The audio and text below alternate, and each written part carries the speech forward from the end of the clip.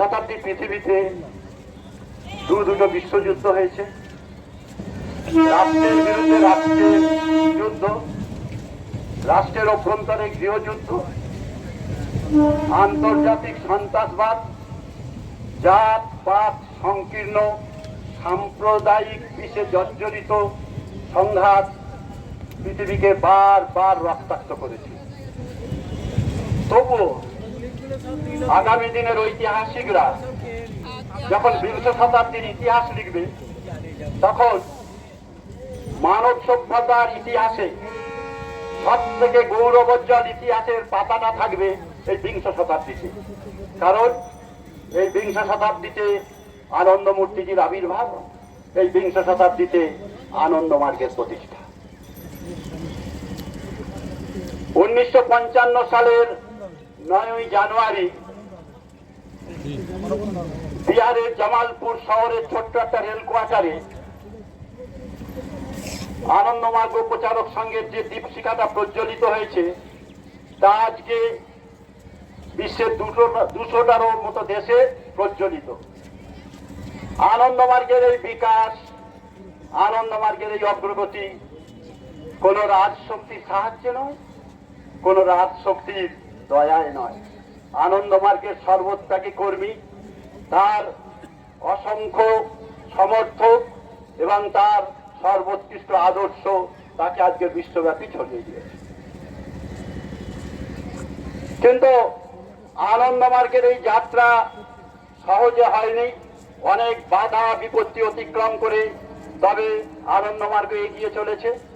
আমরা এই পশ্চিমবঙ্গের বুকেও অনেক বাধার সম্মুখীন হয়েছি, বিশেষ করে এখানে কমিউনিস্টদের কাছ থেকে।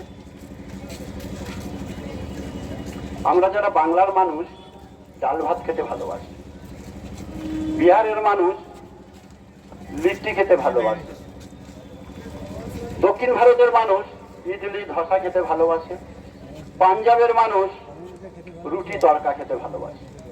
এগুলো মানুষের খাবার, মানুষ খায়।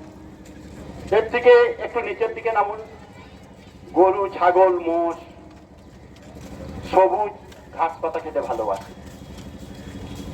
আর একটু নিচের দিকে নামুন, বাঘ সিংহ। কিন্তু রাষ্ট্রের পেশি শক্তি সেই সত্যকে উদ্ঘাটন করতে দেওয়া থেকে আটকে দিয়েছিলেন। এবং তাই আজকে যখন আমরা বিচারের কথা বলি, বিচারের বাণী নীরবে নিভৃতে কাঁদে। 4-4.5 দশক হতে চলল, কিন্তু এখনো বিচারের কথা বলি তখন মনে পড়ে পৃথিবীর বুকে এরকম কয়েকটি ঘটনার কথা। ভুলে যাবেন না 1982 খ্রিস্টাব্দে বাচ্চা চোর বা অন্য কিছু মিথ্যে অপবাদ দেওয়া এবং 21 শতাব্দের পালঘাড়েও মহারাষ্ট্রেতেও হিন্দু সাধুদেরকে পিটিয়ে মারা হয়েছিল বাচ্চা চোর অপবাদ দিয়ে। এটি একটি সুপরিকল্পিত, ভেবে চিন্তে নেওয়া পদক্ষেপ। আমাদের ধর্মাচরণ করেন যারা, তাদের বিরুদ্ধে তারা ত্যাগের প্রতি গেরুয়াকে খুব ভয় পান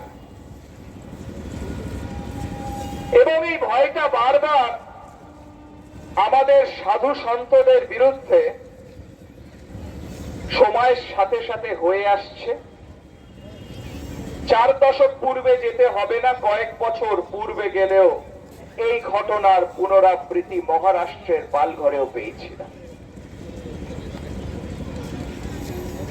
আমরা মিলিয়ে নেব, যখন বিচারের কথা বলি 1971 সালে তখনকার পূর্ব পাকিস্তান যখন স্বাধীনতার লড়াই লড়ছেন, তখনকার দিনে আমাদের মা বোনেদের তীব্র আর্তনাদের কথা, যারা ন্যায় বিচার পাননি অনেকে, আবার অনেকে পেয়েছেন। শ্রী প্রভাত রঞ্জন সরকার, আমাদের বুঝতে হবে, আমাদের জানতে হবে কেন আমরা এখানে আসি। দেখা গেল আমরা বিচার পেয়ে গেলাম আগামীকাল, আমাদের এখানে আসা কি বন্ধ হয়ে যাবে? এখানে আসা আমাদের বন্ধ হবে না।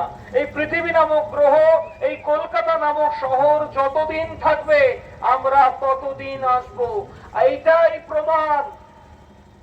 সভ্যতা সংস্কৃতি যতদিন থাকবে, যত বড়ই হারমাদ হোক, যত বড়ই নৃশংসতম হত্যাকাণ্ড ঘটাক, মানবতার পূজারীদের ধ্বংস হয় না, মানবতার পূজারীদের ধ্বংস সম্ভব নয়। এই বিজন সেতুই তার প্রমাণ। আজকে আমরা দেখেছিলাম গত বছর রাত দখল হয়েছে অভয়ার বিচারের দাবিতে। সেই বিপ্লবীদের কাছে আমাদের প্রশ্ন, আপনারা জানেন, আপনারা জানতেন এই তিলোত্তমা কল্লোলিনীর বুকে যে 17 জন সন্ন্যাসীকে নৃশংসভাবে হত্যা হয়েছে, 44 বছর পেরিয়ে গেল, তার কোনো বিচার হয়নি। তারপরেও তো আপনাদের দেখিনি বিজন সেতুতে আসতে, বিজন সেতু নিয়ে কথা বলতে। কারণ আনন্দ সত্যি করে না। সত্যিকারের আনন্দ মার্গের ব্যাপক বিস্তার এবং ব্যাপক হারে অংশগ্রহণ এবং বৃদ্ধি তা যেন বাস্তবায়িত হতে পারে, সেটা এক।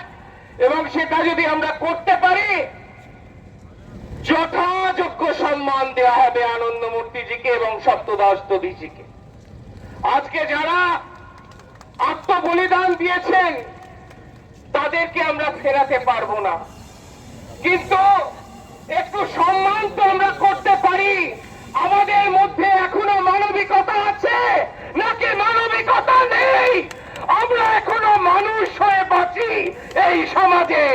যাদের মধ্যে মানবিকতা বেঁচে আছে, যারা এই সপ্তদশ দধিজিকে করজোড়ে প্রণাম করেন, তাদের মুখে একবার আমি শুনতে চাই, বিচার চাই, বিচার চাই, বিচার চাই, বিচার চাই, বিচার দাও, বিচার দাও, বিচার চাই। বিচার চাই। সমাজে অনেক অন্যায় ঘটে, বিচার হয় না। আমি শুধু এইটুকুই বলে যাব, এক জায়গায় যেতে হবে, কথা দিয়েছি, কথা দিলে কথা রাখি, কথার খেলাপ করি না।